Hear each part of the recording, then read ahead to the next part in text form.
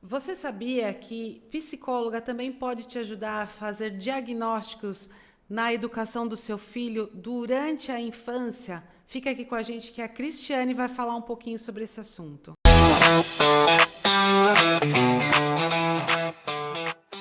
Cristiane Martim Bianco, você é psicóloga, é isso? Psicóloga, isso mesmo. E para quem não sabe, a gente estudou no primário, né, juntas.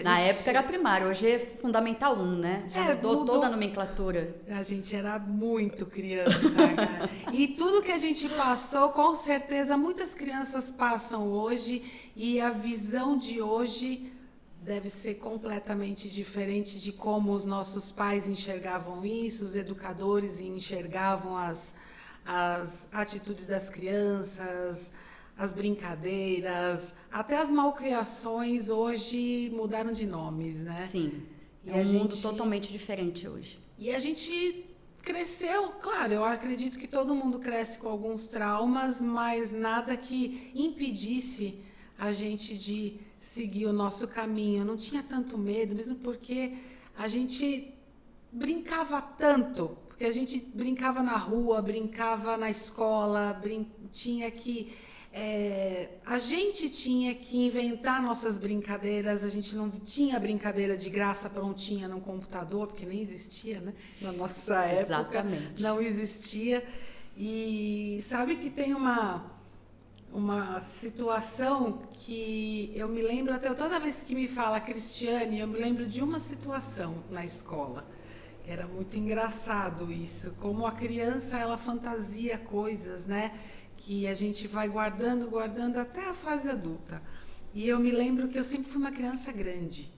E você sempre foi miudinha. Sempre a miudinha, a última da turma, a primeira da fila, porque Exato. sempre a mais baixinha. Então, e você se achava a última da turma, mas eu achava que eu era a última da fila. E eu sempre queria ficar na primeira da fila. Então, eu me lembro que às vezes você revezava com as meninas. Não, hoje você pode ficar na minha frente. Não, hoje você não pode. Eu falava, poxa, eu queria tanto poder ficar na frente. E você vê como a cabeça da criança vai se achando, sempre vai para o caminho de se sentir inferiorizado. Eu me senti inferiorizada porque eu era grande, eu era a última da fila. E eu sempre me senti inferiorizada porque eu era a primeira da fila e a menor da sala. Incrível essas coisas, né? A gente vai acrescentando esses traumas durante a infância até a vida adulta e a gente vai guardando esses sentimentos dentro da gente. E era muito legal porque a gente queria ter essa briga todo dia que ia para aula.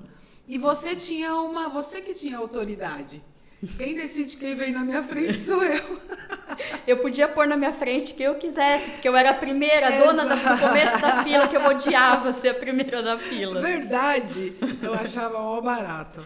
A Cristiane Martim Bianco, que te encontra no Instagram como? @ Cris Bianco Psicóloga. Gente, segue lá que vocês vão ter conteúdo pra caramba de educação pros filhos, pra sobrinho, pra neto.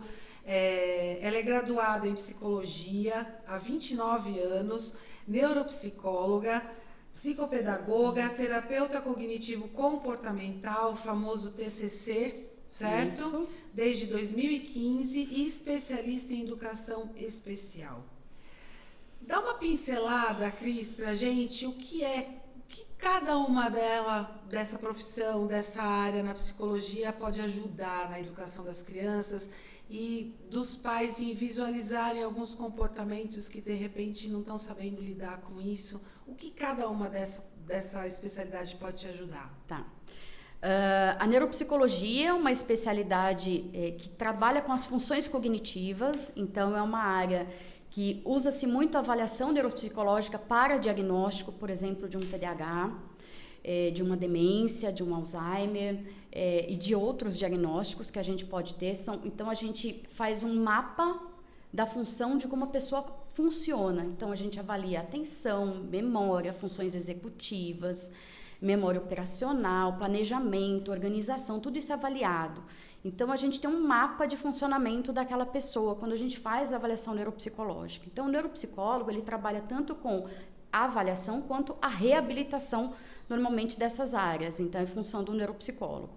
O psicopedagogo já trabalha com a área pedagógica, então vai reabilitar as funções pedagógicas que, de repente, alguma criança tem algum déficit.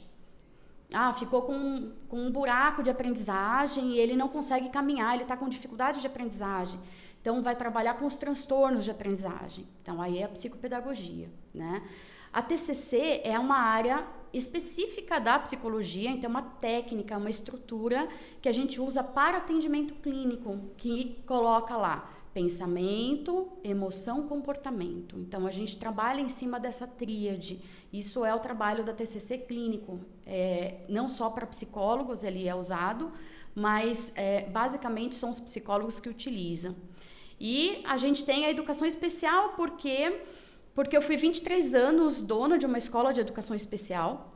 Então, eu fui mantenedora de uma escola de educação especial e trabalhei 23 anos, né, nessa área. Então, por isso, a área da educação especial também faz parte do meu currículo. E as experiências que eu tive, que eu acho que nenhum estudo me dá do que esses 23 anos dentro de uma escola especial que eu tive. Entendi. E assim, é extremamente complexo, né? Fazer um diagnóstico, muitas vezes, porque eu acredito que exista um momento correto, um momento exato para pedir ajuda, para observar, ou pode ser em qualquer momento da infância. Depende do diagnóstico. Tem diagnóstico que a gente consegue fazer desde bebê, pequenininho, mas tem diagnóstico que a gente só consegue fazer depois dos 6, 7, 8 anos, por exemplo. Então, vai muito da fase e de qual diagnóstico a gente está falando. Bebê, mais ou menos em que... Um TEA, hoje, o transtorno do espectro autista, a gente diagnostica com 1 ano e 8 meses. 1 ano e 10 meses, menos de 2 anos, a gente consegue diagnosticar. E que, assim, sinais e sintomas que são muito específicos para o diagnóstico, o que os pais podem prestar atenção e reparar que isso, acender um alerta, sabe? Para transtorno do espectro autista, são movimentos repetitivos, que é o que a gente chama de estereotipia. Quando que a gente diagnostica uma criança com transtorno do espectro autista bem bebê? Quando a gente está falando de um autismo, que ele aparece muito rápido. Então, movimentos repetitivos, como, por exemplo, se balançar coisas, apego a objetos, andar com objetos na mão. É uma criança que tem dificuldade de comunicação, geralmente apresenta atraso de linguagem. Então, é uma criança que tem 2 anos e não consegue se comunicar verbalmente, nada, tem muita dificuldade de fazer isso. E, principalmente, as relações sociais. Não é uma criança que brinca com a outra e utiliza brinquedos de forma disfuncional. Esses são os pontos mais importantes de quando a gente tem um bebê que tem aí o transtorno do espectro autista. O que seria a forma disfuncional? Ao invés de ela brincar com um carrinho de caminhar, ela brinca rodando a roda do carrinho. Entendi. Ela é apegada, por exemplo, ao ventilador porque ele gosta de ver a hélice rodar. São funções disfuncionais ali, né? Ele não pega uma boneca e nina. Ele pega a boneca e fica olhando o pezinho. Ele gosta de ver a boneca de forma tridimensional. Ele deita no chão para ver um boneco deitado, por exemplo. Ele está usando aquele objeto de forma disfuncional. Que é um brinquedo que toda criança, um bebê, quando você dá, ele vai pôr o bebê e ele vai ninar. Ele sabe que é isso que ele tem que fazer. Porque a gente ensina, a gente mostra. Uma das dificuldades do transtorno do espectro autista é imitar. Ele não consegue fazer igual a você. Você manda ele fazer isso, ele pega o boneco, ele olha assim, olha o pé, olha... Eu tenho uma certa visão quanto a achar diferente as coisas. Porque a nossa sociedade, eu sempre vi como uma sociedade muito hipócrita, sabe, Cris? Em que você tem que, pelo menos na minha época, né? Hoje já mudou um pouco, mas ainda existe. Você, no caso da mulher, sem feminismo, sem nada, mas no caso da mulher, a questão de educação. Você tem que crescer tendo cozinhas como brinquedo, boneca para ser seu filho, você tem que aprender a limpar a casa, você tem que aprender a fazer comida, você tem que ser dona de casa e ter uma família. Você cresce e você tem que ter um namorado, você tem que noivar, você tem que casar, e quando você casa você tem que ter filhos. É sempre uma cobrança de sequência de estilos de vida que, pelo menos na minha época, isso existia muito forte. Menino não brinca de casinha, né? Isso, e o menino é tudo aquilo, você não pode chorar, você não pode ser fraco. Quando você cresce, você tem que ser macho. Você tem que, né, na nossa proteger, época, seu objetivo é proteger, é prover. Isso, e quando né? você tiver lá para os seus 16, 17 anos, nós vamos levar você para conhecer o que é uma vida sexual, aí você vai virar homem. Então, a gente sabe que sempre existiu isso. Será que nós não fomos nessa época os diferentes? Porque ficou tudo igual e essas crianças, de alguma forma, não sei o que é, se é uma questão física, mental ou espiritual, que a gente sabe que tudo está interligado, se essas crianças não são as corretas, por que não poder ver um objeto tridimensional como em focos diferentes? Eu vejo diferente. Talvez eu enxergue o seu cabelo, para mim ele não é loiro, ele é um castanho bem claro, né? Os seus olhos não sejam tão verdes para outras pessoas. Por que ela é diferente? Porque ela não vê igual a você. Eu fico nesse embate, para mim, de estar sendo justa ou não na minha observação, não é nem com a pessoa, mas na minha observação. O que você acha dessa questão do diferente? É diferente porque nós colocamos isso como diferente, que estamos acostumados a sermos todos iguais, né? Ou realmente é diferente? Patologicamente é diferente. A gente sabe que existe uma alteração. A síndrome de Down, a gente sabe que existe uma alteração no cromossomo e tal. Mas e para essas crianças, né, essas pessoas, porque a gente sabe que adultos estão fazendo diagnósticos de autismo, mas que são muito bem-sucedidos, são pessoas que vivem naturalmente no meio de uma sociedade que ninguém vai dizer que ele é diferente. Mas ele se sente, será que ele se sente diferente e procura ajuda porque é tudo tão igual e ele enxerga fora da caixinha? Você entende o que eu quero? Eu entendi. É o seguinte, então assim, quando a gente tem uma criança pequena que tem essas alterações, ela vai trazer para a vida alterações importantes que vão limitar o desenvolvimento dela. Uma criança que não sabe usar um brinquedo de forma funcional quando bebê, ela fatalmente vai ser uma criança que vai ser disfuncional na vida infantil e assim por diante, é para a vida, tá? Então a gente tem uma disfunção de fato que atrapalha o funcionamento normal daquele ser humano. Quando a gente fala de um TEA nível 1, que a pessoa está sendo diagnosticada na fase adulta, ela não é diagnosticada pelo comportamento que ela tem hoje. É lá na infância que vai buscar o diagnóstico, porque o TEA, ele nasceu com ele. Então, para aquela pessoa ser diagnosticada, se ela foi de fato diagnosticada numa fase adulta, foi se remetido a dificuldades que ele teve lá na infância. Geralmente, um adulto só é diagnosticado quando ele tem informações da mãe, de como ele era quando ele era pequeno, de como ele funcionava na primeira infância. Então, o diagnóstico de um autista adulto não é em cima do que ele é hoje, porque hoje a gente vai achar muitas pessoas que têm características autísticas. Eu não sou muito sociável, eu sou muito tímido. Isso são características. Para ser autista, você tem que ter um conjunto de características. Não basta você ser só tímido, tá?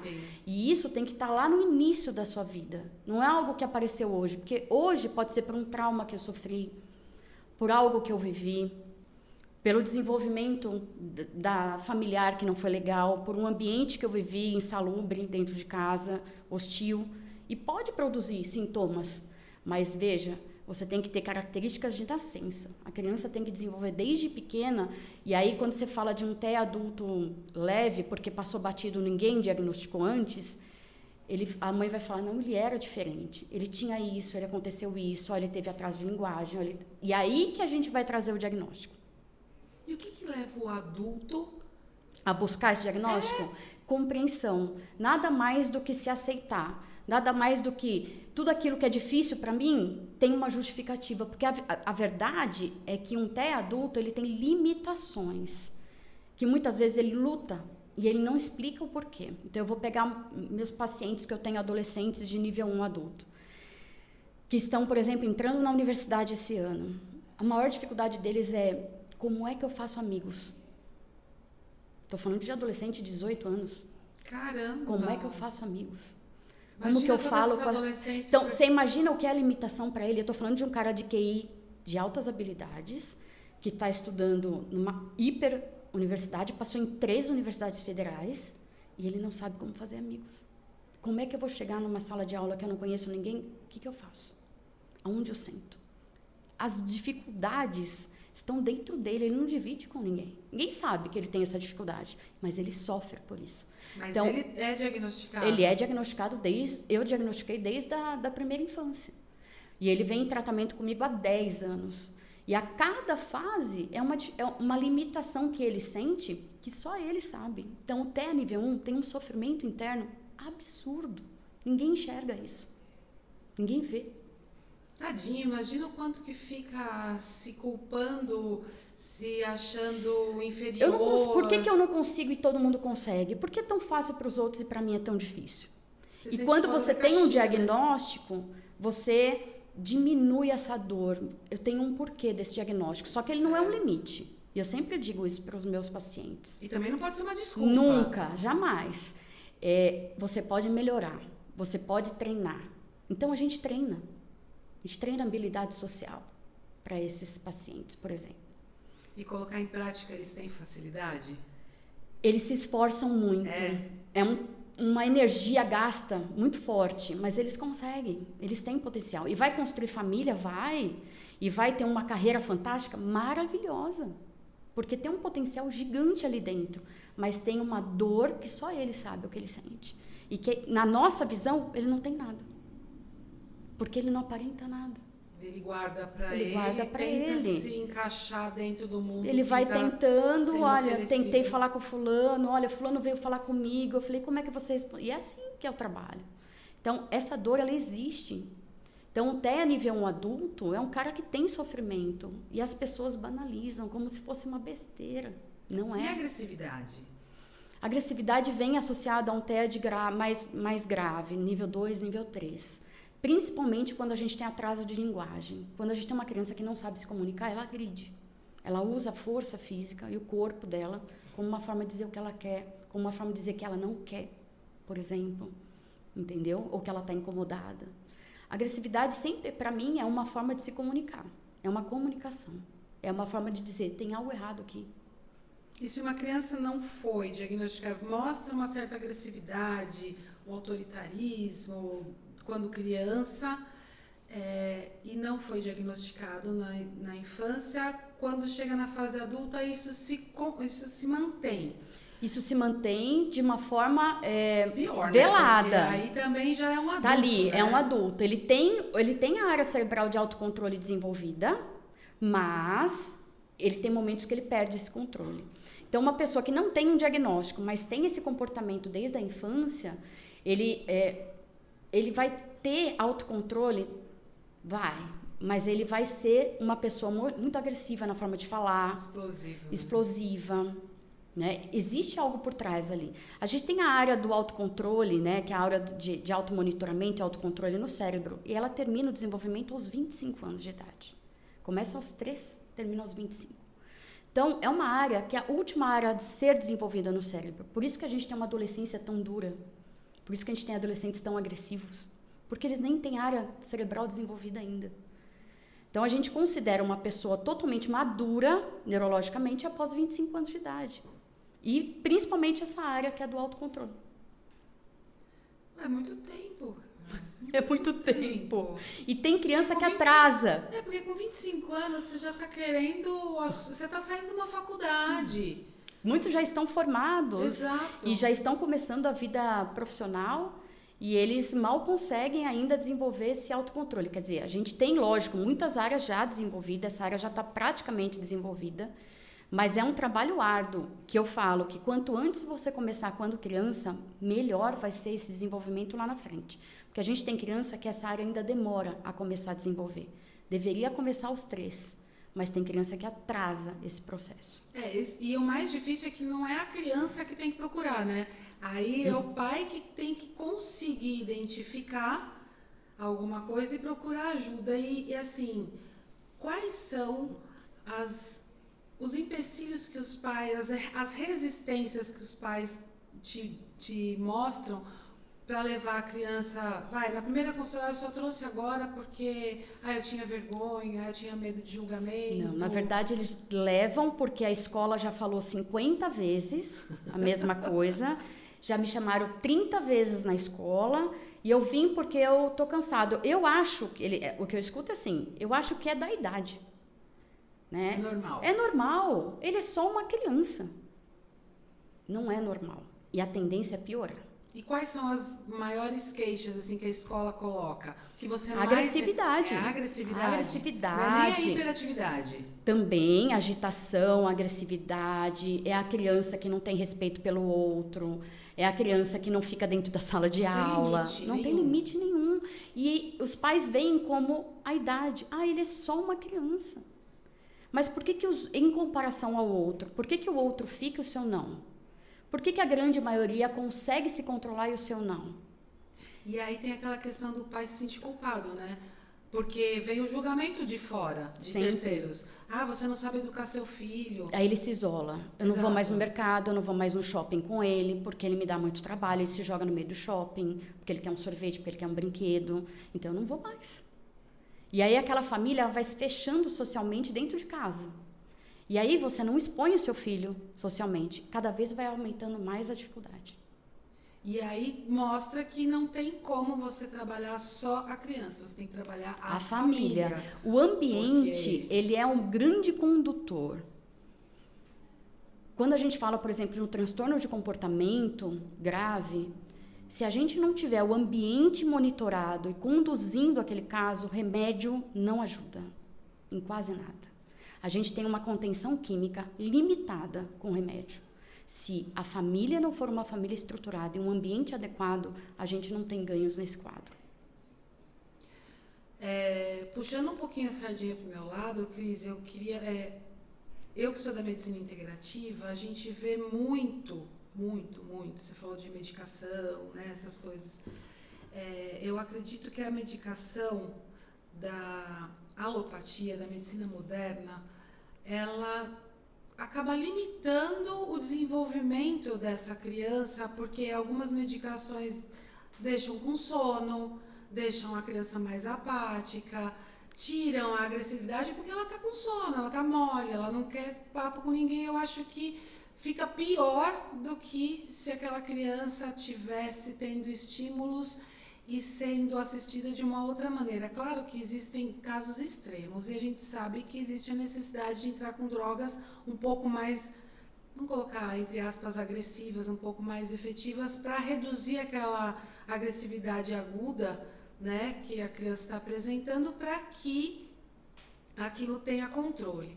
Mas com o passar do tempo, a gente percebe na medicina integrativa que os profissionais que trabalham com isso, enfermeiros, fisioterapeutas, médicos da integrativa, a gente vê que faltam componentes orgânicos para o funcionamento celular, para o funcionamento do organismo, que essas crianças têm dificuldade, e o estilo de vida que ela tem.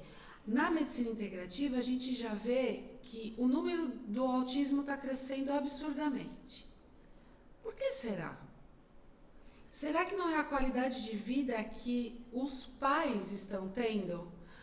Que todo mundo está tendo? Porque o que acontece? Tudo que você come, você está sendo envenenado. Né? A medicina integrativa, eu não sei se você tem essa afinidade com a medicina integrativa, mas ela enxerga a vida da maneira geral. Como que a pessoa tem a vida dela? Eu costumo falar que nem o leite. As pessoas consomem leite absurdamente, sendo que o leite puro, se você tirar da vaca e deixar fora da geladeira durante 24 horas, você não tem como usar depois. Ele já azedou. Já era. Você não vai usar mais, você não vai consumir. E como que a gente consome um leite que fica dentro de uma caixa de papelão, forrada com alumínio, meses na prateleira de um supermercado? Você entende isso? Eu vou comer uma fruta, ela está com gosto de veneno. Eu vou comer um peixe, a gente sabe que ele está contaminado com plástico. Eu vou comer uma carne, eu sei que ela está contaminada com hormônio, a agressividade do abate, o trauma do abate, né? E ração. Desde quando o gado come ração na natureza? Usa hormônio na natureza? O frango a mesma coisa. Então, nós estamos sendo envenenados no consumo de alimentos que são muito ruins na qualidade. E a gente costuma dizer, coma alimentos que são divinos. A alimentação, o paciente fala assim, que eu vou comer então? Procure alimentação divina, sabe qual que é? Aquela que Deus fez. Não que o homem fez. Eu não vou ficar comendo enlatado, embutido, bolacha recheada. Então, eu acredito que muitas das coisas, dessas alterações, desse aparecimento, desse boom de autista, se você for ver a idade das pessoas, até mesmo dos adultos, eles vêm da nossa época para cá. Que a partir dos anos 80, falamos uma cidade, né, agora, entregamos. A partir dos anos 80, o comércio, né, a indústria alimentícia começou a colocar muita coisa artificial para a gente começar a comer. Eu me lembro que eu chegava em casa e minha mãe estava cozinhando arroz, feijão, brócolis, repolho, era comida. A gente não tinha danoninho para ficar comendo de monte. E hoje você encontra isso, salgadinho. Isso não é só para autismo, né? Para tudo. Saúde em geral, né? Exatamente. Existe uma fatia, ainda que pequena e pouco estudada, em que uma das ativações, porque autismo tem uma carga genética muito forte, tá? Existe o gene, não só um, mas uma composição de genes. Mas para a criança desenvolver, ela tem que ter uma ativação desse gene. E uma das ativações é a alimentação. Perfeito. É o agrotóxico. Está dentro já existe alguns estudos, mas ainda está muito no começo, né? Porque o ambiente ele também faz parte dessa ativação genética do autista. Certo. E essa alimentação de hoje, que é carregada de... Besterol, né? Nossa Senhora, tem tanta coisa que a gente não sabe nem o que a gente besterol. come.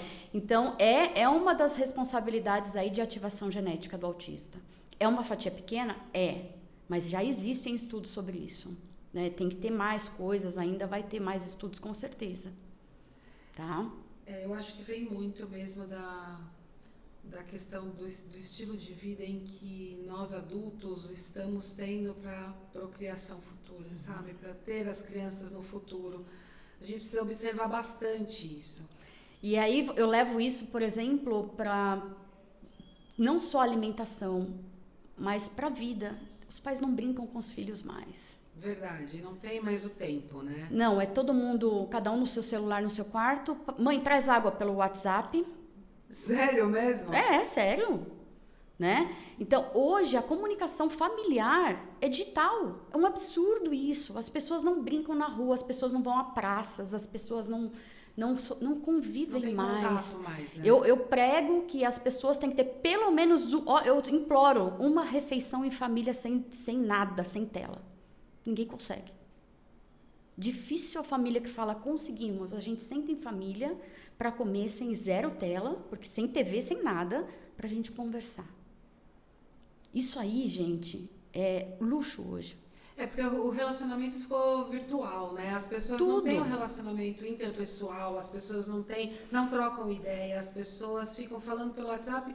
E quando você manda mensagem, a entonação que a pessoa recebe, ela vai colocar. É a forma como ela entende, Exato. como ela ouve, como ela lê. Exatamente. Então, não é uma relação sadia ali, né? Antigamente a gente pegava o telefone, ligava. Né? Hoje não. Mas isso é igual à alimentação. A gente está vivendo um mundo artificial em todos os sentidos. Não é só na alimentação. E coitados, as crianças não têm culpa disso. Não, porque esse é o mundo que eles conhecem. Estão aprendendo, exatamente. Eu falo Nunca foi apresentado para eles um mundo diferente. Exatamente. Eu falo pro Vinícius que qualquer hora a criança vai nascer com o celular na mão já. Vai sair da barriga da mãe mandando o WhatsApp. É isso aí. Presente de maternidade. Um aparelho, o iPhone do último modelo. E qual a idade que você acha a melhor idade para a criança ter um celular na mão? Hoje, criança tira fralda depois de ter celular. Então, a criança hoje mexe em celular, depois ela tira fralda. Essa é a sequência absurda que nós temos hoje, tá? Eu vejo que a criança tem que ter maturidade. Dar o celular não é só dar de presente, eu diria ali lá para o 6º ano, Fundamental 2. Então, você tem 10 anos, seria o ideal. Um pré-adolescente. Isso, você está falando de alguém e monitorado. Não é entregar o celular e deixar aquela criatura dominar aquele mundo, porque é um mundo horroroso dentro daquele aparelhinho. Então, 10 anos é uma idade razoável para você dar de presente. Ele é dele, o celular. Ele tem um aparelhinho lá que tem um chip, ele começa a usar o WhatsApp, tudo muito monitorado. Antes, ele pode usar o celular da mãe, do pai, em momentos oportunos, com determinadas coisas, porque isso vai acontecer.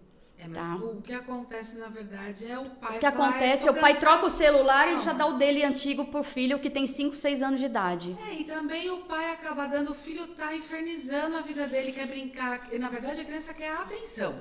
E o pai chegou do trabalho, o pai, a mãe, chega do trabalho, tá cansado, ainda tem que continuar trabalhando muitas vezes em casa, não quer dar atenção, não Aí tem ele dá a tela. Pra criança Cara, a ficar tela, ela é anestésica.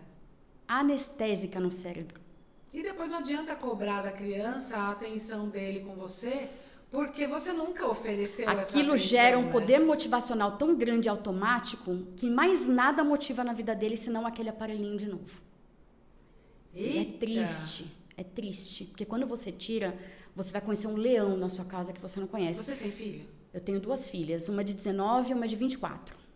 Eu não passei muito dessa fase, porque minhas filhas foram ganhar celular com 14. Já tava bom, né?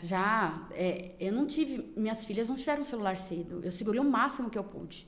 E foi lá para 12, 13, 14 anos o celular na mão delas. Até antes, eu não tinha, realmente eu não dava. É mesmo porque com 13, 14 anos começa a fase da adolescência que começa a sair mais de casa, começa a ficar mais sozinho. Mas era uma outra fase. Hoje, o mundo é digital. Né? Ontem mesmo eu estava num atendimento clínico, um garotinho de 9 anos quer assistir Round 6.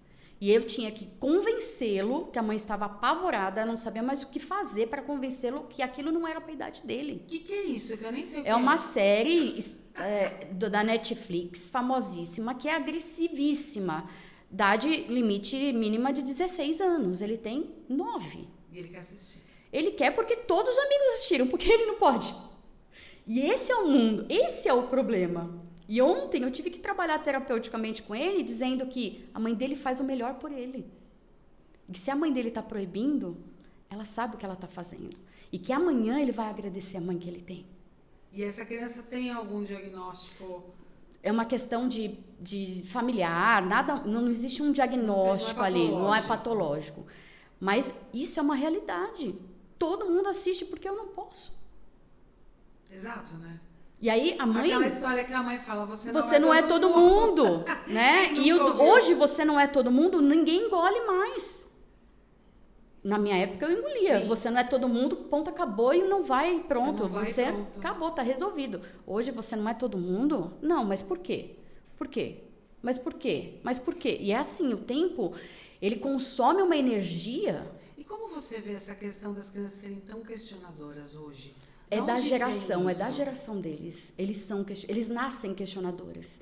É criança com 2, 3 anos que não veste a roupa que você separa mais. Ele quer escolher a roupa dele. E é difícil lidar com isso. Mas a medicina consegue te trazer de onde vem isso? Da evolução das gerações. É isso que eles entendem. E de fato é isso.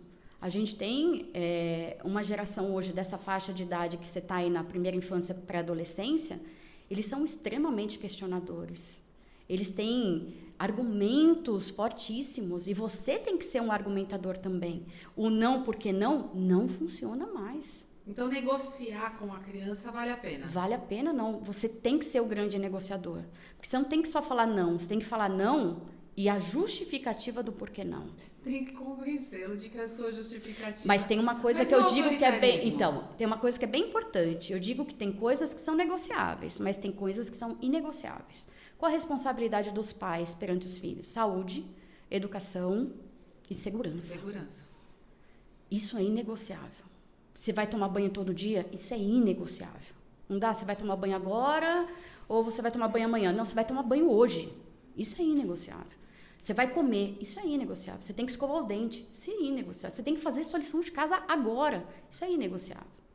Agora, tem coisas que a gente negocia. Então, a negociação, ela também tem limite. E aí que eu acho que os pais erram demais. Ou eles abrem negociação para tudo, e tem criança que troca hambúrguer por comida, ou só toma leite e mamadeira, com 7 anos está tomando mamadeira. O cara que... Chupando chupeta, dormindo no meio dos pais. Com 14 eu já peguei. E como você enxerga isso? Eu vou vontade de chorar, né? Pelo amor de Deus, os pais não têm mais vida. Né? Não existe dormir no meio dos pais, né? Ou o pai faz... Em nenhuma fase. Não. Ou de bebezinho, não. assim. Eu digo que a cama compartilhada, ela é super importante, ela traz um conforto e a comodidade para a mãe. Sim, que passa uma fase né? até os 3 anos de idade. Tá? Até os 3 anos de idade, a cama compartilhada, ela é super aceitável. Né? Por uma questão de comodidade, tranquilidade, de segurança muitas vezes, né? Principalmente para os pais de primeira viagem. Mas depois disso, a criança já tem autonomia para muitas coisas, entre elas a ser trabalhada, a tirar da cama compartilhada. E não é assim, a partir de hoje você dorme no seu quarto. Eu faço esse trabalho de retirada de cama compartilhada para muitos pais. E é um processo longo. As pessoas acham que você tira da cama dos pais em 2 semanas. Eu falo de 6 meses. Nossa! Para você não ter sofrimento. Mas quem tem mais dificuldade? O pai e a mãe. Não é a criança. Nem é a criança. A criança sofre, se passa quando você faz isso por volta dos 3 anos, a gente não tem sofrimento quase da criança. A gente vai ter sofrimento dos pais. Isso. Depois disso, quando chega a 5, 6, 7 anos, aí a gente já tem sofrimento dos 2. E para a gente fazer esse transbordo de forma mais sutil, com menos sofrimento, ele é lento, respeitando o limite daquela criança na questão do sofrimento. A gente trabalha com nível de sofrimento, porque ele vai sofrer. Porque ele está 7 anos dormindo na sua cama. Cara, que dependência emocional isso. E assim, cria uma criança insegura, a cama compartilhada. Existem estudos que dizem que não, que traz uma criança segura, porque está junto dos pais. Na minha experiência, eu não vou falar cientificamente, porque é experiência clínica, a criança que está em cama compartilhada é uma criança que não tem autonomia, é insegura para resolver problemas, depende de pais para coisas simples.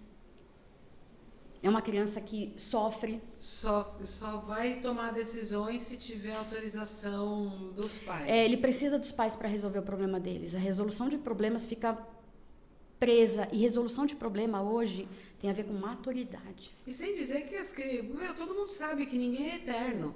Quando esses pais forem embora, né? Não, e quando a mãe precisa ir viajar a trabalho, ou o pai, aí a criança sofre horrores, ela não consegue dormir, ela chora. Então, você vê, o sofrimento está ali, da dependência que ele criou. A gente sabe que esses traumas, eles perduram por uma vida, né? E aí, você vai ter uma criança que vai sempre lembrar. Ele não vai lembrar do tempo que ele dormiu com a mãe e com o pai, ele vai lembrar o tempo que a mãe e o pai tirou ele da cama. Fica só o sofrimento ruim, que né? fica, a parte que fica. Só vê o lado, o copo vazio, a parte do copo vazio, sempre. Né? A cheia nunca mais. Nesses atendimentos assim que você faz, os comportamentos, você chegou a comentar que os comportamentos mais encontrados são ele é a agressividade. É um deles. Mas e o medo? Porque você encontra isso, você atende adulto também? Atendo também. Você encontra no adultos adulto medo... ligados a sempre algum diagnóstico. Então, um adulto com TDAH, um adulto com TEA, que é um transtorno de espectro autista. Aí eu atendo, né? Nas crianças, o que você mais encontra? A gente tem fase de medo, tá? A fase do medo começa por volta dos 4 anos e vai até os 10. Essa fase, ela muda os medos, porque a criança pequena era muito fantasia, então ela começa com o medinho do fantasma, o medinho de a mãe sumir, não voltar, de abandono, depois passa para o medo de morte por volta dos 6 anos de idade, que minha mãe vai morrer, vovó tá velhinha, vai morrer, porque ela entende o processo de desenvolvimento de morte e é irreversível. Até lá ela não sabia disso, ela achava que a pessoa morria e voltava, igual ela vê no videogame, né? Que o bonequinho morre e ele dá o restart e volta de novo. Então, ele vai ter essa consciência e isso vai se tornando em grandes medos. Até os 10 anos, quando a criança, se ela não teve uma experiência, mas é comum ela ver na televisão, por exemplo, assalto, então eu tenho medo de ladrão, fecha a janela, pode assaltar minha casa, vão roubar isso, vai roubar o carro, né? Medo das pessoas que chegam na janela do carro. E aí você tem N medos. Agora, quando esses medos são dentro daquilo que a gente espera para a idade. Para defesa, né? É de amadurecimento da criança. Quando a gente tem medos muito irreais e muito potentes, em que paralisa essa criança, a gente está falando de um transtorno de ansiedade. A ansiedade está vinculada a um medo muito potente, a ponto daquela criança, por exemplo, não ficar na escola porque ela tem medo que a mãe não vai mais buscar. Porque ela acha que a mãe vai sumir, que a mãe vai abandonar. Mas esses medos são mais medos de coisas recentes que acontece, porque assim, uma criança, você não tem uma vida, né, como do adulto, uma pessoa de 40, 50 anos que ainda tem medo de falar em público. Uma pessoa com 30 anos que tem medo de conversar com as outras.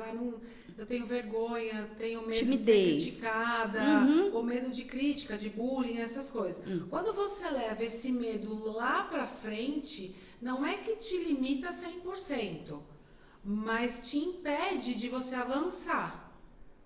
Como que a gente trabalha isso para que a criança não leve isso para a vida adulta? Trabalha na infância ainda, né, quebrando essas crenças que as crianças criam de que eu não sou capaz. Aí que está por trás do medo. Eu não sou capaz de falar em público, por isso que eu tenho medo. O medo me diz muito mais do que só medo, me diz de uma incapacidade, de uma pessoa que não consegue. E é isso que a gente tem que trabalhar. Muitas vezes o medo esconde uma baixa autoestima. A gente tem personalidades. Uma das posições da personalidade, ela ser introspectiva, ser uma pessoa mais fechada, tímida. E tá tudo bem. O cara tímido, ele pode ser um grande orador, porque ele pode ser treinado para isso. Sim. A timidez é a forma como ele chega no ambiente. Ele não vai chegar, beleza, tudo bem, não. Ele vai ser o cara que ele vai chegar, ele vai observar, ele vai ficar quietinho, ele vai interagindo conforme ele percebe a necessidade. Isso é uma timidez. Eu acredito que hoje, sabe, Cris, no mundo virtual, no mundo da internet, essa coisa que é muito rápida e tão cheia de julgamentos, eu acho que as pessoas estão com medo de serem julgadas, de... se eu fizer isso, o que vão falar de mim? O que as pessoas vão pensar? Medo comparativo é horroroso. Eu acho que isso hoje é o que mais está pegando. Apesar de muita gente estar aparecendo na mídia, faz TikTok, aí dancinha de TikTok para tentar ganhar dinheiro, para tentar fazer um monte de coisa, eu acho que isso deu uma melhorada, mas a maioria tem tido medo de julgamento. E é o medo comparativo do por que ela tem um corpo perfeito, por que ela consegue fazer academia todos os dias e eu não consigo. Não, né? As pessoas não se aceitarem como são. E usar o comparativo de uma internet que é falsa. Exato. Porque ninguém mostra o buraco que você tá. Você não vai tirar foto do seu buraco. É verdade. Você só tira foto quando você tá no primeiro lugar lá do patamar, entendeu? No buraco você não vai mostrar. Dificilmente uma pessoa mostra quando ela não tá bem. Que ela não tá tão grande do jeito que ela tá se mostrando, né? E a adolescência hoje, isso é um baque hoje. Hoje nós temos transtornos alimentares, por exemplo, cada vez mais cedo. A gente está falando de criança de 12 anos anoréxica, 10 anos anoréxica. Não existia isso há 10 anos atrás. Por quê? Porque ela se compara, ela quer ser aquela bonita do corpo perfeito que está na internet. Olha o poder dessa comparação. E ela tem medo de não ser igual. Então ela faz de tudo, inclusive tirar a própria alimentação para chegar lá. Para poder ser igual. Aí eu te digo, Cris, isso daí, eu acredito, minha mãe era uma mãe de ficar em cima mesmo. Minha mãe, ela pegava as coisas no ar, assim, ela já percebia. Teve uma época que eu fazia dança E eu nunca fui pequena. Nunca fui pequena. E o meu professor, e você vai ver o pessoal que faz jazz, o jazz nem tanto, mas o balé, são tudo miudinho, mionzinho, magrinho. Você fez ginástica artística e você Sim. era, né? Você sabe Eu como tinha o padrão deles, né? Baixinha, exato. Pequenininha, fortinha, era tudo que eles queriam. E no balé não, tem que ser magrinha, Balé tem que ser magrinha, pequenininha, levinha, para poder ser carregada, para você ter maior flexibilidade. E eu nunca fui pequena. E eu não era gorda. Não era. E o meu professor ficava falando, você precisa emagrecer, você tá pesada. É a produção de um transtorno alimentar. Emagrecer, você é a única acima do peso aqui. O que eu fiz? Eu parei de comer. Eu comia bolacha de água e sal, 24 horas por dia. A minha mãe olhou pra mim, uma vez eu estava deitada no chão assistindo televisão, e eu levantei e fui conversar com ela, minha mãe se assustou com o que ela viu. Aqui cabia um sabonete de cada lado. De tão magra, pálida, olheira, completamente desnutrida. Minha mãe falou, ou você come agora, ou eu tô te levando pro hospital. Porque você tá feia, ela usou a reversa. Você tá horrível, você tá ficando doente, você tá com cara de doente. Ela usou a psicologia reversa. Na hora eu fui comer. Nunca mais fiquei tão magra como eu queria, mas na hora eu fui comer. E realmente a minha mãe enxergava isso. E não tinha papas na língua. Ela já queria resolver o negócio ali. Ela não colocava pano em cima do que ela estava enxergando. Mas ela enxergou e agiu. Exato. A dificuldade hoje é enxergar. E aí eu te falo, visualizar a dificuldade dos pais encararem a realidade. Não é porque as crianças estão passando mais tempo fora de casa e a educação ficou na mão da escola, ou porque realmente eles não querem enxergar, porque é muito mais... Tudo junto. Eu acho que assim, a grande maioria hoje joga a educação para a escola, o que está errado. Sim. A escola colabora. Tanto que a gente tem que escolher uma escola que tem o perfil que você deseja para o seu filho. Eu falo, escola é muito pessoal. Ah, me indica uma escola boa. Eu tenho uma escola boa que foi para minhas filhas. Mas não pode ser, não necessariamente vai ser a boa para você. Né? Então, escola é uma coisa muito pessoal. Porque aquilo que eles vão ensinar é aquilo que tem que estar dentro daquilo que você gostaria que seu filho aprendesse. De moral mesmo, né? Mas a educação é família. E os pais estão esquecendo disso. Por quê? Porque eu passo 12 horas trabalhando, quando eu chego em casa eu tenho 40 minutos com meu filho. E eu tenho que dar banho, eu tenho que dar comida e pôr para dormir. E o resto? Acabou, né? E o resto? Eu fiz a minha parte já. E você não tem 10 minutos para brincar com seu filho, para conversar com ele. Sabe? Os valores estão muito invertidos. Está se perdendo, né? Isso, está se perdendo demais pelo tempo que a gente trabalha. Às vezes eu falo, tá bom, então vamos reorganizar essa agenda. Você tem 40 minutos? Beleza. Seus 10 minutos você vai brincar com ele, no chão mesmo. Mas é brincar, é fazer alguma coisa que ele goste, jogar um jogo de tabuleiro, jogar uma bola. Depois você vai dar o banho, depois você vai dar a janta. E o dormir também tem que ser lúdico. Então você vai aproveitar esse tempo de pôr ele para dormir. Você vai contar história, você vai conversar, você vai criar. Nem que faça um cafuné só, qualquer coisa. Aquele momento também é de vocês, né? Eu sei, a criança tem que ter tempo para dormir, porque ela acorda cedo, ela tem que ir para a escola cedo. Mas a gente tem que ter 10, 15 minutos por dia que a gente olhe para aquela criança de uma forma diferente. E se você não conseguir olhar, deixa passar batido uma situação dessa, por exemplo, que a sua mãe viu. E como você vê a responsabilidade da escola em relação à educação da criança e transferir a responsabilidade para o pai? Porque tem muito pai que fala, mas você não educou meu filho, pro professor, vai. Não, a obrigação, eu estou pagando para você educar meu filho. Né? Ele fica aí 12 horas. Como é que você não está ensinando isso para ele? Né? Não é isso. A educação, ela está na família. A escola, ela colabora. Ela tem lá a essência dela. Às vezes tem escola mais rígida, às vezes você tem uma escola mais livre, que tem as bases, né, de teorias que elas usam, diz isso. Então, busquem na escola o que essa escola vai ensinar para o meu filho. Todas as escolas hoje trabalham com a questão socioemocional. De que forma ela faz isso? Isso está dentro daquilo que eu quero para o meu filho, para mim? Isso escola pública como qualquer uma delas está, né? Dentro do Sim. currículo do MEC, é obrigatório, né? Então, essa escola trabalha de que jeito? Está dentro daquilo que eu quero que ensine para o meu filho? Está dentro daquilo que eu concordo que está sendo ensinado? Porque são valores de vida, né? Exato. A escola está ali para reforçar. A educação é de casa. Quem dá é pai e mãe. Pai e mãe que vai ensinar moral. Isso é certo, isso é errado. Jamais faça isso na sua vida. E de que jeito? Muitas vezes no dia a dia, dando o exemplo. Entendeu? Você tem que ser o grande exemplo de moral para o seu filho. É assim que você ensina para ele. E assim, eu acho que os pais estão muito preocupados com valores materiais. Meu filho tem que ter isso. Tem tudo. O quarto é um play center, né? Aquela coisa de um... Não cabe mais brinquedo, Não, né? não cabe. E assim, eu vejo que tem muito essa questão do não quero pro meu filho o que eu passei, o que fizeram comigo. Pô, tudo bem, todo mundo passa por situações para aprender, para ter o desenvolvimento emocional, físico, financeiro, de família, todo mundo passa por situações. Agora, a maneira como a gente vai enxergar as situações que a gente está passando é que faz toda a diferença.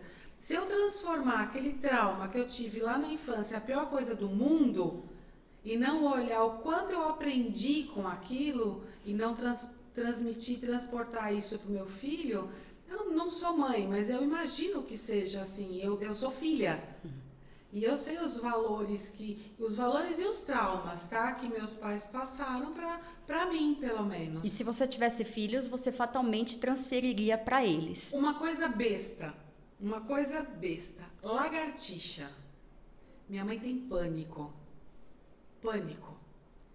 Eu, minha irmã e meu irmão, a gente tem pânico de lagartixa. E a minha sogra tem pânico de barata. Meu marido tem pânico de barata. Então são coisas que você percebe, isso é um trauma visível, entendeu? É o exemplo, ela Mas passa para você. As outras coisas também podem ser, e o inconsciente fica tomando conta disso. Não é palpável. Não, tá lá guardado na memória, né? E só é reativado quando você está exposto àquela situação. Quando você vê a lagartixa, aí você entra em pânico. E como você acionar esses gatilhos se eles estão no seu subconsciente e você conscientemente trabalhar o que você não vê? São crenças que a gente revê. Então, primeiro, a gente não vai ter... Ele não vai chegar pra mim, que nem você falou, eu sei que eu tenho medo de lagartixa porque minha mãe tinha e eu fiquei com medo. Não. Sim. Ele vai dizer pra mim, eu não consigo entrar em determinado lugar porque eu imagino uma lagartixa gigante e eu não consigo entrar. Então, ele tem um medo que bloqueia. Aí a gente vai buscar a crença que gerou aquele medo. Aí a gente vai trazer que o medo não é dele, o medo é da mãe dele. O que você viveu na sua vida com lagartixa? Nada. Geralmente, a pessoa não tem experiência nenhuma daquilo. Ela tem a experiência do terror da mãe. Sim. Do pavor que a mãe sentiu. Vou te dar um exemplo prático. A minha avó, com os 3 filhos, ficou presa num elevador em 1950, 60 e bolinha. Naqueles elevador que ainda puxava, sei, né? Tem aquela grade. A minha avó não anda de elevador e nunca mais andou de elevador na vida dela. A escada rolante já é um trauma. A minha mãe cresceu com medo de elevador. E nós fizemos um trabalho intenso, até ela fazer terapia, por exemplo, andar de avião para minha mãe era horroroso, porque o medo de elevador é um medo de lugar fechado. Ela ficou limitada e para ela superar essa limitação, ela teve que fazer terapia. Para ela conseguir trabalhar que esse medo não era dela, mas foi adquirido por uma experiência que a minha avó trouxe muito forte.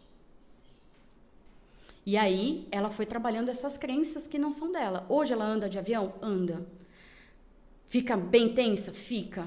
Mas vai. Consegue. Consegue, porque ela entendeu aquilo da infância dela.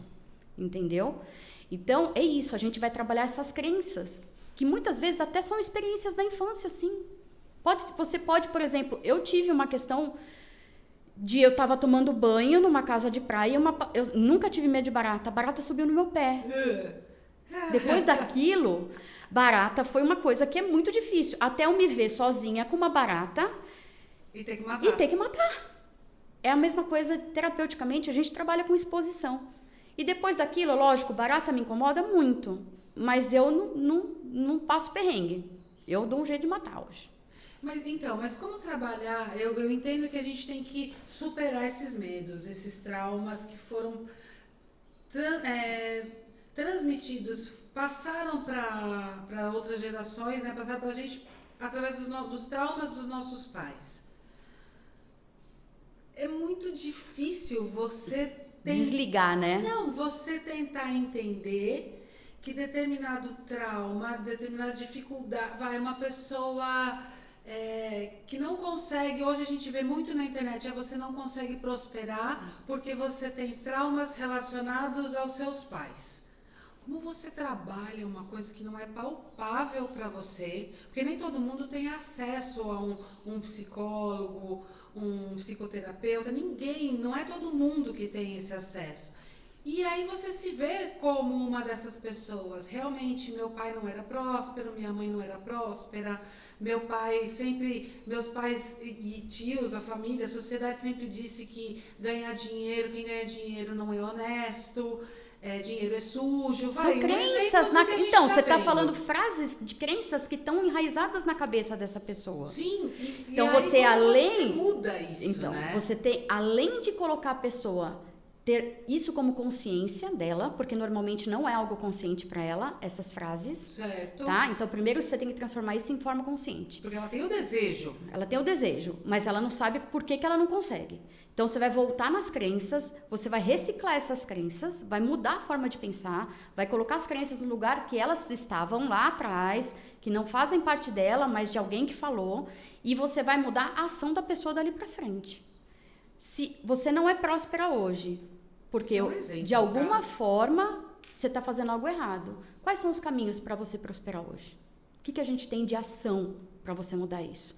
Então, primeiro você joga para trás aquelas crenças, tira aquele monstro que geralmente está na cabeça da pessoa, é aquela sombra preta que fica ali no seu ouvido, na sua cabeça. Eu não consigo, porque se eu ganhar dinheiro eu vou ser uma pessoa ruim, porque a pessoa que ganha dinheiro é uma pessoa que não tem felicidade, aquela coisa toda, que todo mundo tem pensamentos ruins.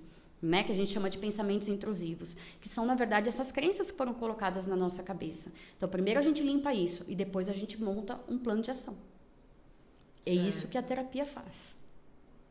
Tá? Aí também vem, essa questão da prosperidade foi um exemplo, tá? Mas você pode levar isso para tudo. Para tudo, até mesmo para relacionamento, porque o que eu percebo muito aqui, né, no consultório?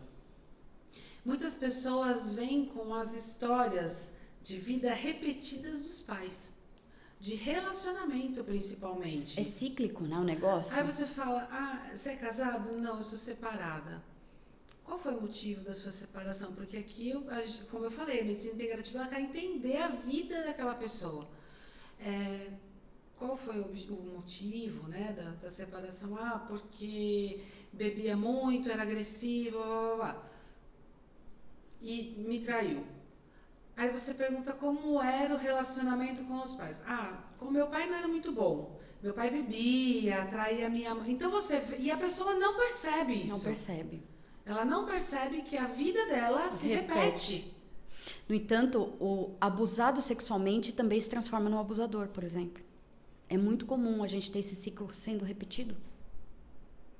Eu fui abusada, por exemplo, sexualmente na infância, eu me transformo numa abusadora.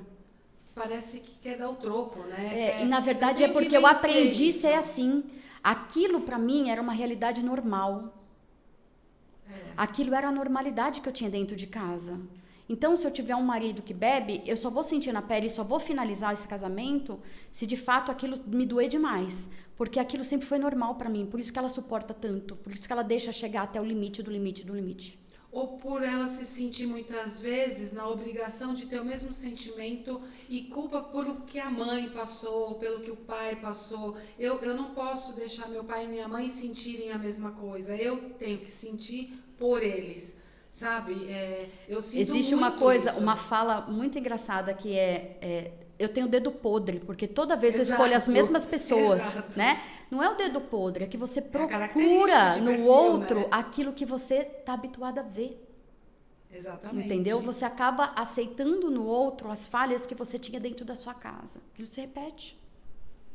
É verdade. Então a gente tem que quebrar esse ciclo. Como? Criando a conscientização de como ele acontece. e fazendo com que a pessoa enxergue um mundo diferente daquilo que ela está habituada a ver. Entender que o alcoolismo não é aceitável, a agressão não é aceitável, tanto psicológica quanto física, e que ela tem que buscar saúde na vida dela, Exato. felicidade. É o direito dela ser feliz. Parece que as pessoas não sabem que elas têm direito de ser felizes. Exatamente. O ruim não é motivo, não é aceitável. Não é porque você viveu nesse ambiente, que o seu exemplo foi esse, que tá tudo bem se ser igual e fazer isso com outras pessoas. Não, isso não é aceitável. Isso não é aceitável. E para você, para uma criança não chegar numa fase adulta com agressividade, com tantas questões morais falhando tanto, sabe? Tantas falhas morais de respeito, de valores, de amor, de mostrar realmente o que sente, de liberdade de expressão.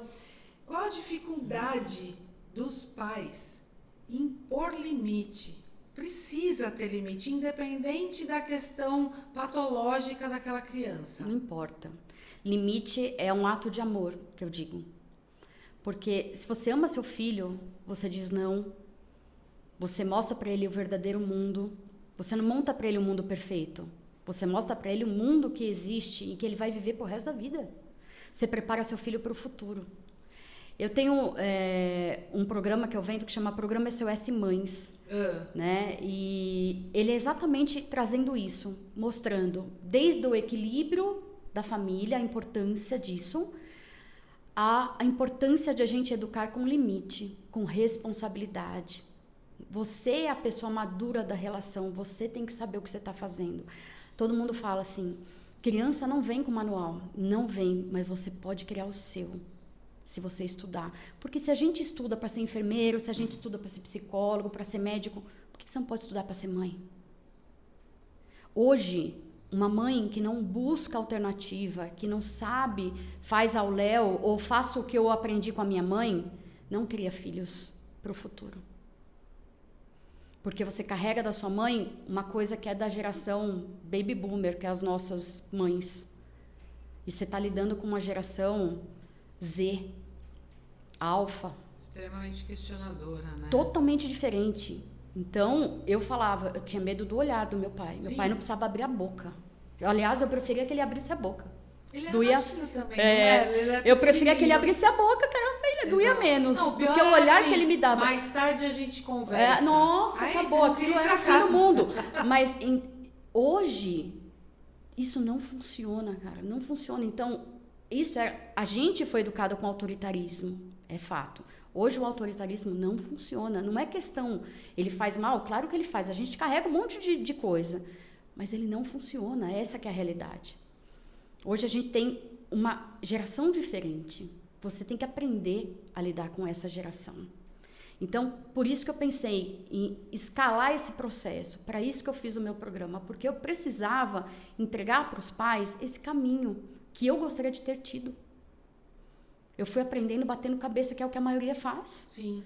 Né? Hoje você pode aprender a ser uma mãe melhor, errar, porque eu me sinto a pior mãe do mundo, porque eu erro o tempo todo. Eu errei muito, e todo mundo vai errar porque todo mundo é ser humano. Mas se você errar menos, a consequência é melhor. Com certeza. E a criança com deficiência, você acha que é a mesma forma para você impor limite e... Não faz diferença nenhuma. Ótimo. Eu concordo com você 100%. Ela é uma criança. Exato. A educação tem que ser a mesma. Ela tem a limitação dela em algumas coisas, isso tem que ser compreendido, mas dar educação é qualquer criança. Não é porque ela tem um diagnóstico que ela tem direitos, por exemplo, de ter ações, né, por uma questão que se refere a uma educação. Então, você tem um filho com TEA, com autismo, aí você vai numa loja, aí essa criança começa a pegar um monte de objeto, começa a querer, fatalmente ele vai quebrar, porque ele tem a limitação dele de entender que aquilo não é para se mexer, que não é para... Então, você ou não leva, ou você tem que primeiro ensinar o seu filho para aquele ambiente. Ah, tem Ele não pode ter responsabilidade. o direito de quebrar as coisas na loja porque ele é autista e é um direito dele viver desse jeito. Não é isso. E sem dizer que os pais têm que entender que a responsabilidade sobre aquela criança é deles. É deles, Quem vai exato. responder por qualquer coisa. Quebrou, você paga, né? Exato. Então, é isso, né? Educação é igual para qualquer um, não importa a patologia. É educação. É por isso que para mim é difícil ver o outro.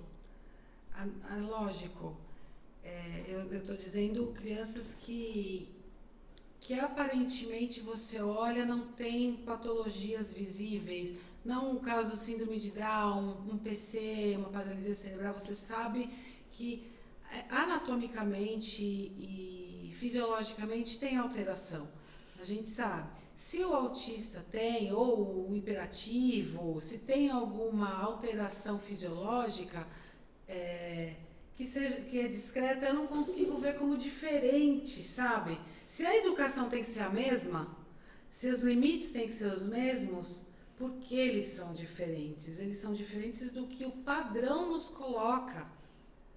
Aqui perto tem 3 sedes de escolas para crianças especiais. Ali, aquele mundo é normal. Diferente é você. Exato. Se eu entrar ali, o diferente vou ser eu. Então, até que ponto essas coisas são diferentes? Essas pessoas são diferentes?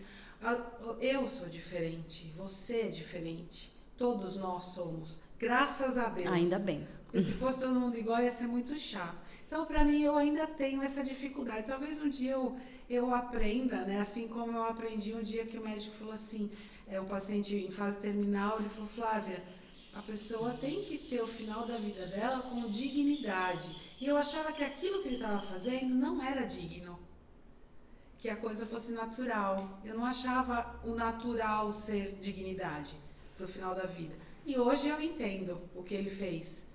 Então, talvez um dia eu entenda essa maneira de enxergar o diferente ou o normal. Mas para mim ainda é difícil. Com 52 anos, eu acho que vai ser difícil de mudar essa opinião, mas tudo bem. Mas eu vi você falar do seu programa. O que é esse SOS Mães? Então, é um programa de aulas gravadas que eu tenho na Hotmart. Então, tem aulas desde do equilíbrio da mãe, ensina a rotina, falo sobre autismo, falo sobre TDAH, falo sobre transtorno opositor desafiador, que é um dos transtornos de comportamento muito comum hoje.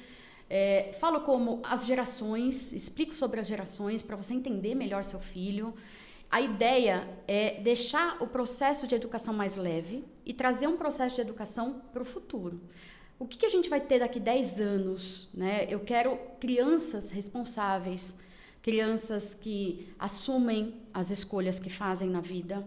Então, eu falo de uma educação com consequência, que é uma teoria que, inclusive, vou escrever um livro sobre ela, porque hoje as pessoas elas são negligenciadas a ponto de faz o que quer do jeito que quer e o pai passa a mão na cabeça ou esconde para proteger, ou elas são punidas,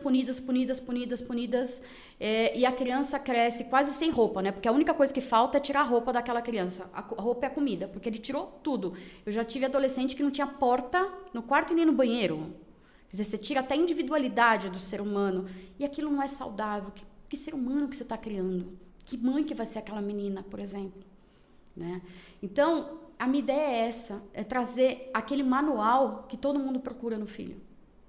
E ele contém as aulas, eu tenho um grupo no WhatsApp aberto com essas mães, então essas mães, Cris, aconteceu isso, olha, teve essa ocorrência e eu faço orientação direcionada, personalizada a cada mãe. Muito legal. Como que te acha no Hotmart? Cris, entra no meu perfil do Instagram, lá tem um link. Bio tem. Na bio tem. Cris Bianco Psicóloga, lá na bio tem. E ainda assim eu faço aulas ao vivo. Uma vez por mês a gente junta o grupo e faz uma aula ao vivo só para tirar dúvidas, só para orientar, só para direcionar esses pais. E são pais de crianças desde pequenininha, com diagnóstico de patologia ou não, até a fase da adolescência. Eu falo um pouco de tudo e a ideia é facilitar. Então, como eu introduzo um alimento para uma criança seletiva, como eu tiro meu filho da cama, como eu tiro chupeta, tudo isso são coisas tão banais que você fala, é tão bobinho isso. Não é bobinho, porque é difícil. Quem é mãe sabe o quanto é difícil tirar uma fralda. Sim. Olha, ele faz xixi na bacia, mas ele só faz cocô na fralda. Tá sim, lotado de criança que tem essa dificuldade. Faz Como que na eu cama faço? ainda. Olha, tem escape noturno. Até quando é possível ter escape noturno? Até quando isso? Sim, Eu não tenho deixa que de ser buscar patológico, exatamente. né? Então, tudo isso são dúvidas que eu tenho dentro do programa, que as mães. A ideia é trazer assim, puxa, tá certo o que eu tô fazendo. Puxa, dá aquela sensação de ufa, não tô tão ruim assim, sabe? Ou, putz, eu vou ter que melhorar nisso, eu tô fazendo tudo errado. Sim. Essa é E a não se ideia. culpar, né? Não é pra se culpar, porque ninguém vem com manual, Não, ninguém aprendeu a ser mãe e pai. a gente tem que estudar. Exatamente. A gente tem que estudar, a gente tem saída para isso A hoje. culpa não vai levar a Não nada. vai. O que a gente precisa Paralisa a culpa. aprender e melhorar aquela situação para que você tenha o seu filho um adulto de caráter, de um bom caráter, de uma pessoa que desenvolveu a vida da maneira que deveria. Eu tenho essa sensação, olhar para minhas filhas e falar, fiz um bom trabalho. É isso mesmo. Errei, entendeu? mas fiz um bom trabalho. Errei muito, mas eu fiz um bom trabalho. Tá lá, tô colhendo, entendeu? Hoje eu vejo o que eu plantei. E é isso, a ideia é essa, você chegar lá na frente e falar, puxa, olha o grande homem que eu criei. Olha a grande mulher que eu tenho. Exatamente. E acredito que são valores. E uma questão que eu vejo hoje qual que é a importância da religião, das crenças, da espiritualidade em relação a esse desenvolvimento?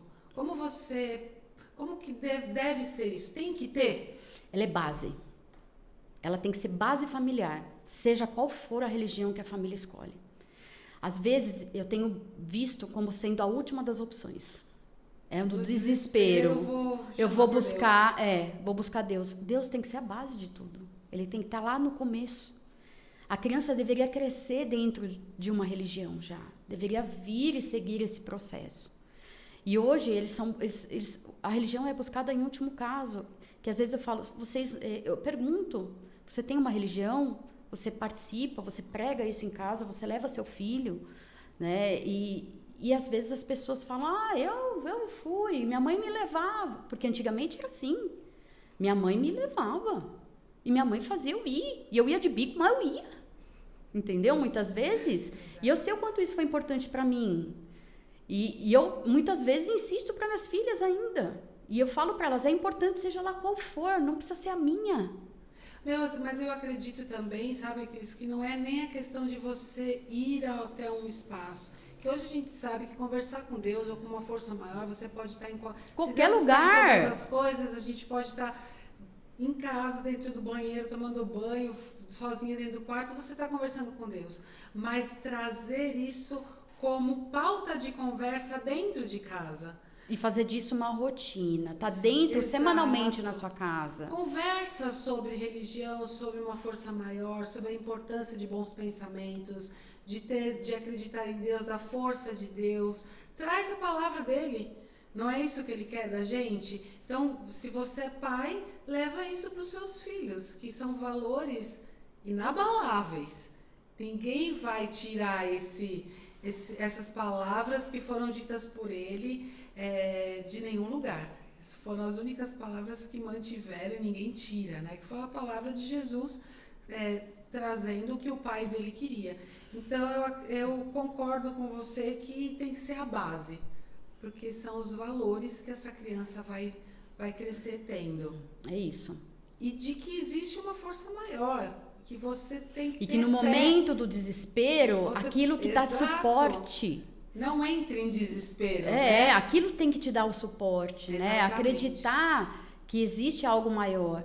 Então, a religião, ela é um suporte familiar, ela é uma dos pés de suporte familiar. Ele tem que existir, de alguma forma.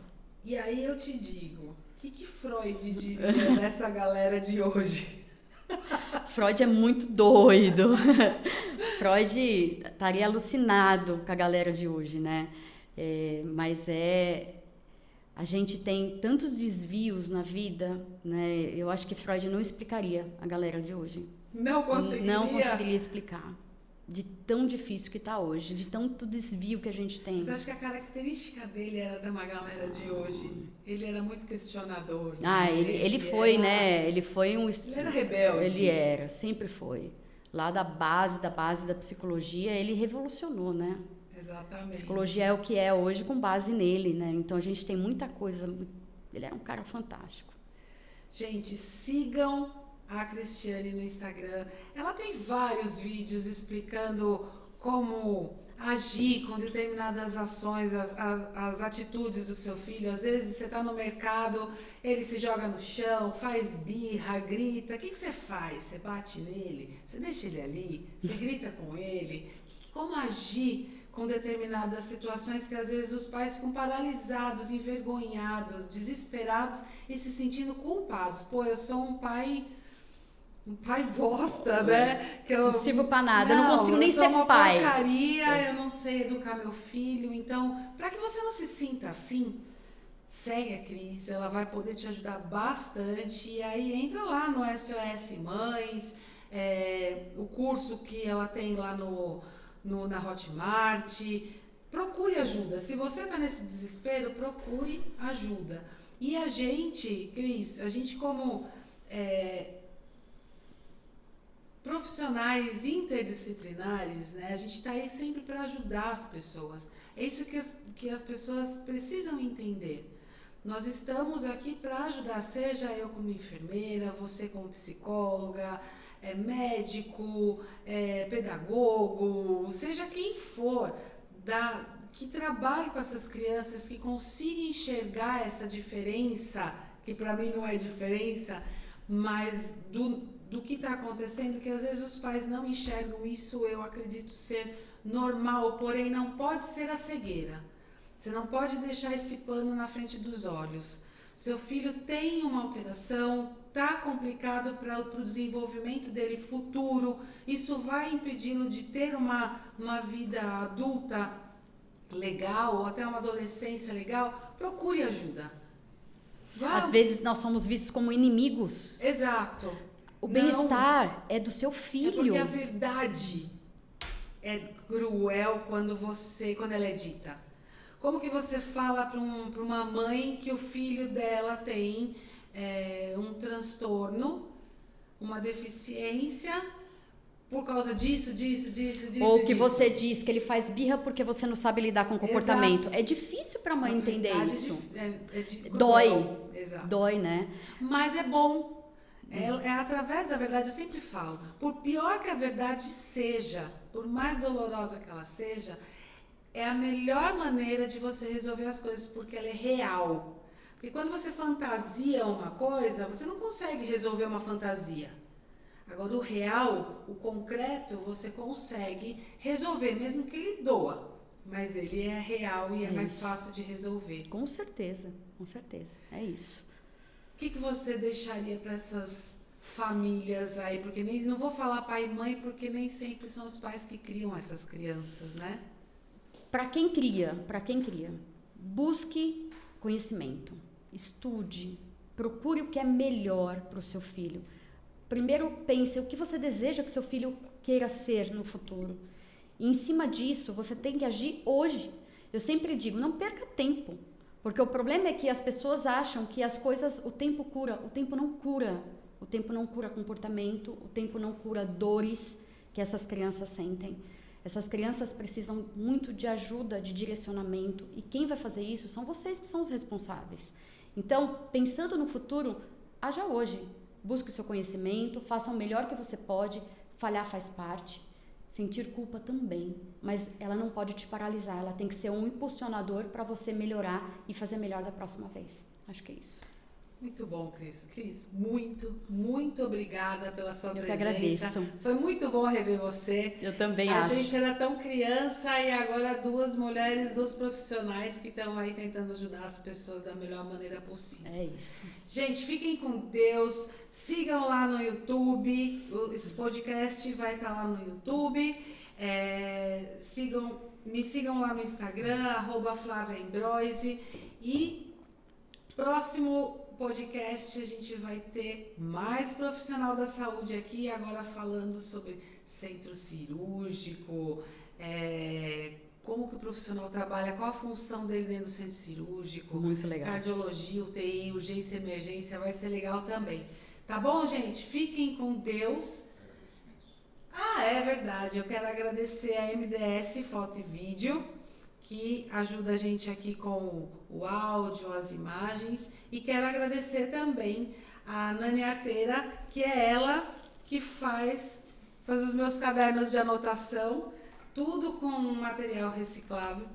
É muito legal o trabalho dela, faz caixas para presentes, é muito, muito legal. E ela também faz cadernos personalizados para crianças que estão fazendo catecismo, são bem religiosas, e aí tem as orações. É muito legal o trabalho dela. Segue Nani Arteira. Então eu quero agradecer muito, quero agradecer ao meu parceiro sempre, o Vinícius, que sempre está aqui. E muito, muito obrigada, Cris, eu que agradeço. Por você ter aceitado essa oportunidade que eu tô tendo para a gente poder passar conhecimento e ajudar o maior número de pessoas. Eu que agradeço. Valeu, gente. Fiquem com Deus, viu? Tchau.